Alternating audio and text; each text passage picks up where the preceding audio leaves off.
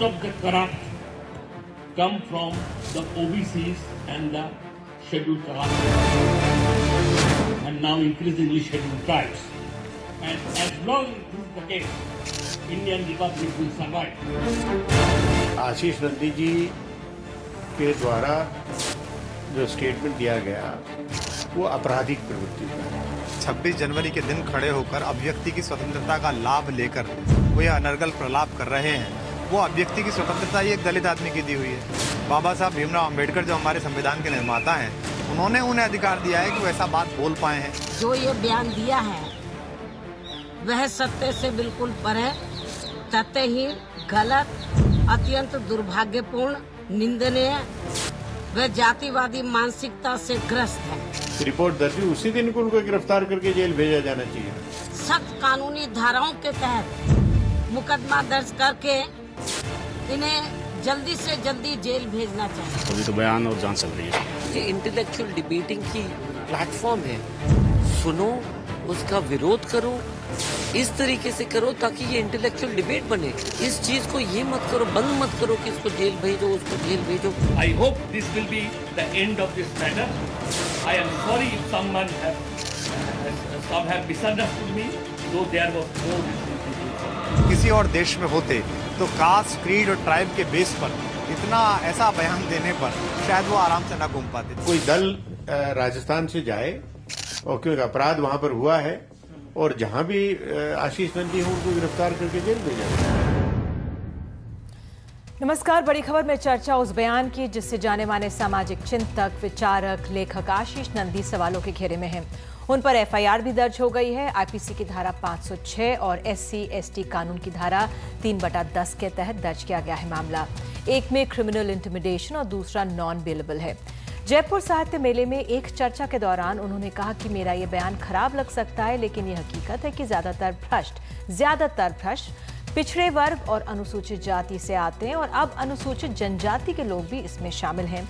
उन्होंने आगे ये भी कहा है कि मैं सबसे कम भ्रष्ट राज्य का उदाहरण भी देना चाहूंगा। वो राज्य है पश्चिम बंगाल। जब वहां CPM का शासन था, मैं आपका ध्यान आकर्षित करना चाहूंगा उस तथ्य की ओर जिसके मुताबिक पिछले 100 साल में पश्चिम बंगाल में अनुसूचित जाति, जनजाति या पिछड़ा वर्ग से कोई भी सत्ता में नहीं आया। इसलिए ये एक साफ सुथरा राज्य है। इस पर अब इतना हंगामा हुआ है कि फेस्टिवल के आयोजक संजय रॉय भी जांच चलने तक शहर नहीं छोड़ सकते। उन पर भी यही मामले दर्ज किए गए हैं। कई बड़े राजनीतिक दल इनके विरोध में उतर आए हैं, उनकी गिरफ्तारी की मांग कर रहे हैं, लेकिन लेखक और बुद्धिजीवी मामला समाप्त करने की बात कर रहे हैं।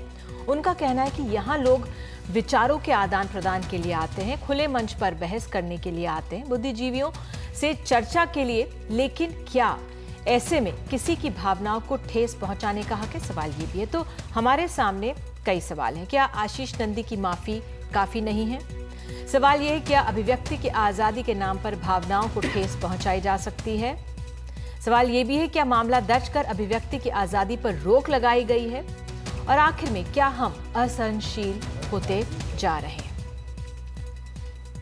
हमारे साथ खास मेहमान आज मौजूद हैं। योगेंद्र यादव, राजनीतिक विश्लेषक, प्रोफेसर अपूर्वानंद, लेखक, चंद्रभान प्रसाद, दलित लेखक हैं, प्रोफेसर विवेक कुमार, समाजशास्त्री हमारे साथ, और आपको साथ में बता दूं हमारे साथ उदित राज भी मौजूद हैं। जयपुर से हमारे साथ वो ज्वाइन कर रहे हैं, दलित नेता हैं उदित राज।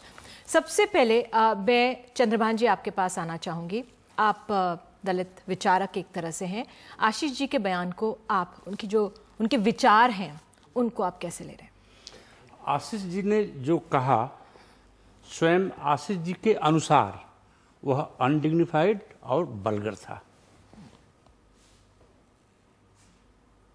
ठीक, अनडिग्निफाइड और वल्गर, पूरे उनके जो विचार उन्होंने रखे उस पे आपकी ये राय है? ये उनकी राय है। ठीक है, जो उन्होंने कहा, आप कैसे मेरी राय नहीं है। आप कैसे ले रहे हैं उस विचारक की? मेरी भी राय यही है कि वह स्टेटमेंट अनडिग्निफाइड था, वल्गर था, क्योंकि इसका कोई साक्ष्य नहीं है, कोई एविडेंस नहीं है, कोई डेटा नहीं है, कोई एनालिसिस नहीं है कि अमुक वर्ग के लोग करप्ट होते हैं।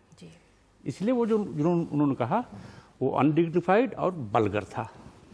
लेकिन सर, भ्रष्टाचार हमारे समाज की एक सच्चाई है, हमारे समाज की सच्चाई है, और शायद सभी वर्ग उसमें आते होंगे और उनको एक तरह से ग्लोबल आइकॉन, एक तरह से विचारक के तौर पे कहा जाता है। क्या सोच रही होगी उनकी, किसको वो ठेस पहुंचाने की सोच रहे होंगे, ये समझते हैं। प्रोफेसर अपूर्वानंद, आप उनके बयान, उनके विचार को कैसे ले रहे हैं? मैं ये नहीं समझता हूँ कि आशीष नंदी का ख्याल किसी को ठेस पहुँचाने का होगा या किसी जाति विशेष पर आरोप लगाने का होगा। मैं इसको बयान भी नहीं कहना चाहूँगा जी। मैं ये कहना चाहूँगा कि यह विचार विमर्श के क्रम में व्यक्त किया गया एक विचार था जी। यह कोई बयान नहीं था जी। लेकिन इसे बयान के रूप में प्रस्तुत किया जा रहा है और इसके लिए आप ये कह सकती हैं कि इसके लिए जिम्मेवार एक तरह से आशीष नंदी भी हैं, एक तरह से वो पूरी स्थिति है जहां यह विचार व्यक्त किया गया जी। क्योंकि तब यह अपने सारे संदर्भों से कट गया और सिर्फ उतना सा हिस्सा बार बार प्रसारित होता रहा और अपने आप में उसने एक अस्तित्व ग्रहण कर लिया, यह आप कह सकती हैं।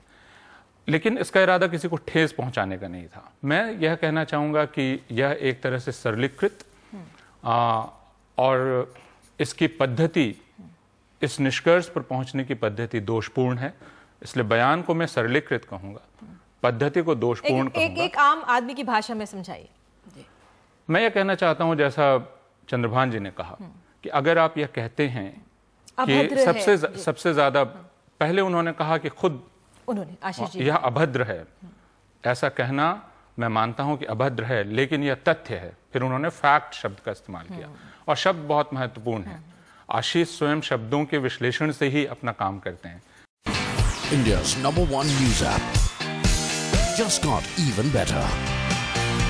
Download NDTV's new app, fully optimized for Retina display, full screen view, faster response time, and Sudoku. NDTV's new iPad app. Download now.